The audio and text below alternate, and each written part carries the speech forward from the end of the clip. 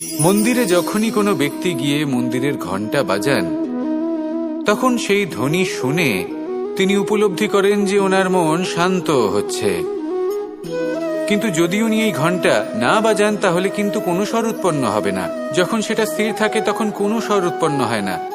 যখন আমরা তাকে আন্দোলিত করি তখন তার অনুনাদ ঘটায়, ক্রমে অনুরণন ঘটে, আর তারপর এমন ধ্বনি উৎপন্ন হয় যা আমাদের আত্মা পর্যন্ত পৌঁছয় আর মনকে শান্ত করে দেয়।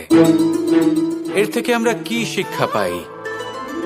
এটাই, যদি আপনারা জীবনে আবদ্ধ তাহলে থামবেন না, স্থির হয়ে থাকবেন না, চলতে থাকুন, চেষ্টা করতে থাকুন, কখনো থামবেন না। একটা উদাহরণ দিই, কোনো ব্যক্তি পরিবারের বন্ধনে আবদ্ধ, কেউ কর্মের বন্ধনে, কেউ বা মোহর বন্ধনে। যদি আপনি আবদ্ধ থাকেন আর যদি সেই বন্ধন থেকে বেরিয়েও আসতে পারছেন না,